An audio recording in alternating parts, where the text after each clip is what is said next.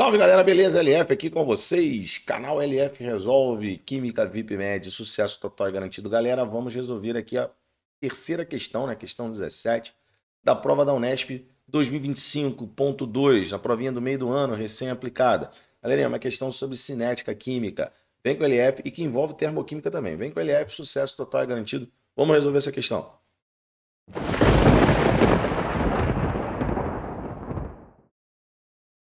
Salve, salve galera, LF com você, resolvendo a questãozinha 18 da prova da Unesp. Essa questão fala sobre cinética, uma questão bem assim, pouco texto, pá, o gráfico, interprete o gráfico. Beleza? Então, galera, essa questão aqui envolve um conceito muito legal, né? Ele mostra aqui pra gente o complexo ativado, ele mostra a reação, né? Lembrando que para uma reação ocorrer, a gente precisa de choque entre os reagentes, e esse choque precisa ser efetivo, né? Por exemplo, se eu tiver uma orientação da molécula, vamos supor, o vermelhinho aqui que eu vou desenhar é o carbono, tá? Então o carbono está com um oxigênio aqui azulzinho ligado a ele. O que, que acontece nessa reação? Ó, um oxigênio que estava no NO2 vai para o carbono virar CO2, tá vendo? E o NO perde esse oxigênio. Então a orientação legal para que essa reação ocorra seria essa orientação aqui. Eu vou botar o nitrogênio de verde, tá? Então, o nitrogêniozinho aqui, o nitrogênio pode ser maior que o carbono, não, LF, mas não tem problema não estou fazendo em escala. E aí, aqui, ó, esse seria o NO2, tá vendo? Aqui a orientação desse choque é perfeita. Por quê? Porque o oxigênio vai bater no carbono e aí a gente vai ter a formação do complexo ativado. O que é o complexo ativado? O complexo ativado é quando está todo mundo junto e misturado. Ó. Ainda não teve a saída do oxigênio do NO2 para a ligação dele no CO, para formar o CO2. Ó. Então está todo mundo ainda. Ó. Isso aqui tem muita energia. Isso é o que nós chamamos de intermediário. Ah, em amarelinho não fica legal não, LF. Vermelhinho aqui. Ó. Isso é o intermediário. E o intermediário a gente chama de quê? De complexo ativado ou complexo ativo. Então é isso aqui. Uma vez ele formado, agora o que, que vai acontecer? Vai ter a clivagem aqui, ó, da ligação e a gente vai ter a formação dos produtos aqui, o CO2, ó. Aproveitar aqui e já desenhar as bolinhas azuis, né? Depois eu só vou encaixando os, no caso aqui, o CO2, o carbono, e aqui o NO eu vou colocar o nitrogênio, tá vendo? Então é isso aqui que acontece, ó, bem ilustradinho aqui para você. Então a reação vem, papum, ocorre. Essa reação ocorreu com liberação de energia, porque a gente está vendo aqui os reagentes têm mais energia do que os produtos. Então ela é uma reação exotérmica, tá? Então ela libera energia, beleza? Bom, mas vamos lá, vamos ao que se pede. Vamos ao que se pede. Então ele está aqui dizendo o seguinte: em dois experimentos distintos realizados em temperatura constante, qual será o efeito do aumento das pressões parciais dos gases reagentes sobre as velocidades iniciais das reações que ocorrem nesse experimento? Ó, letra A. O aumento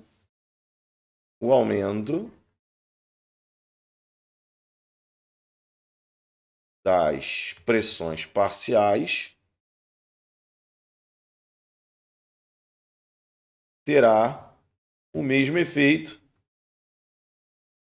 Vou botar lá para cima, tá?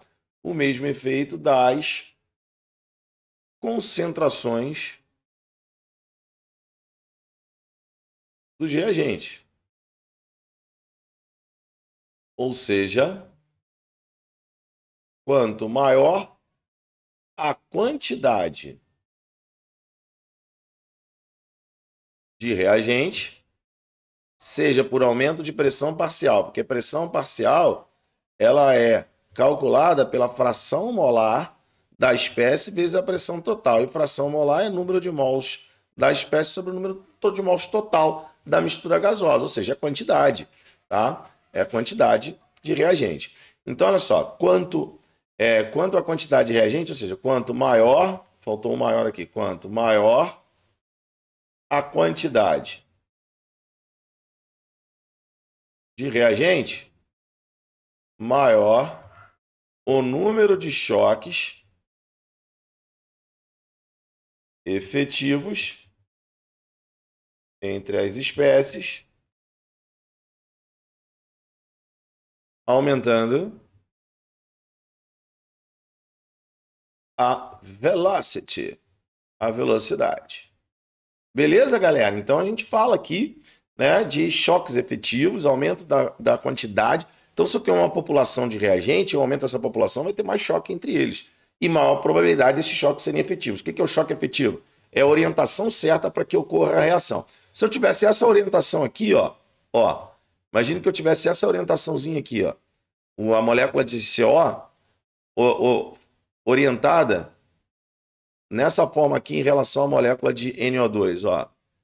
Esse choque aqui não é efetivo, porque está batendo oxigênio com oxigênio. Eu tenho que bater oxigênio com carbono, para que o carbono, ó, roube o oxigênio do NO2, tá bom? Isso é o que a gente chama de choque efetivo.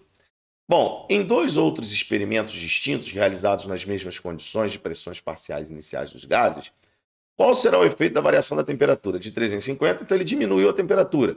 Então, galera, se a gente diminuir a temperatura, ao diminuir, cuidado, que ele não está falando de equilíbrio, tá? Muita gente vai pensar que a diminuir a temperatura desloca para o sentido exotérmico. Calma, ele não está falando de equilíbrio químico.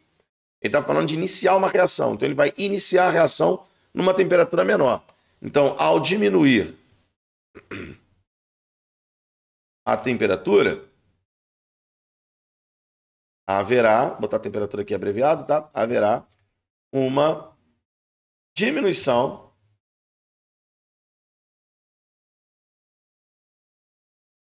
da energia cinética média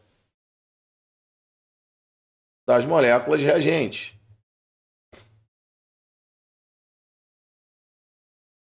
Beleza? E se eu diminuo a energia cinética média das moléculas reagentes, o que acontece? Diminuindo a velocidade. E quanto menor a velocidade das moléculas, tá? Acarretando na queda do número de choques efetivos. Então, as moléculas se chocam menos por unidade de tempo. Vamos botar aqui, ó, por unidade de tempo.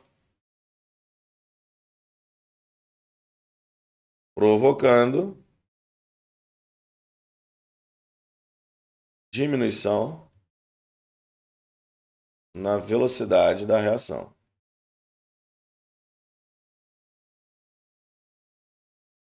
Beleza, galera? Então, é uma questãozinha legal que está falando aqui de fatores que influenciam na velocidade. Então, é uma questão top para a gente falar de lei da de choques efetivos, né? Teoria das colisões. Letra B, ele diz assim, utilizando os dados do diagrama, determine em kJ por mol o valor da energia de ativação. Galera, energia de ativação é a energia necessária para elevar reagente até complexo ativado. Então, esse valorzinho aqui. Quanto vale? 138. Então, a energia de ativação, vou botar aqui letra little b, a energia de ativação é igual a 138, botar positivo, porque é um valor que precisa ser, fornecido para a reação, né? Para que a reação ocorra.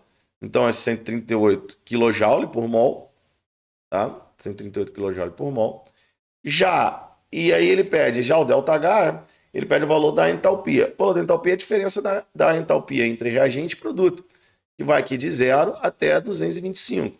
Como a gente sabe que esse valor está sendo liberado, esse valor é negativo. Por definição, o que é ΔH? Por definição, entalpia de produto menos reagente. A gente não sabe quanto vale a entalpia de ninguém, mas a gente sabe quanto vale ali a variação. Foi de menos 225 kJ por mol. É só observar no gráfico.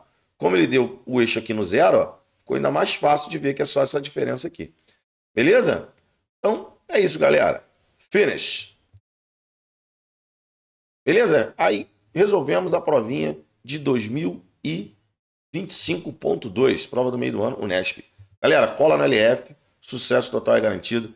Mais de 30, 40, 50, 60, 70, 100 questões resolvidas dos principais vestibulares de São Paulo, todas as questões discursivas. FUVEST, FAMERP, FAMEMA, Unesp. Vem com a LF, sucesso total e garantido. Vamos nessa.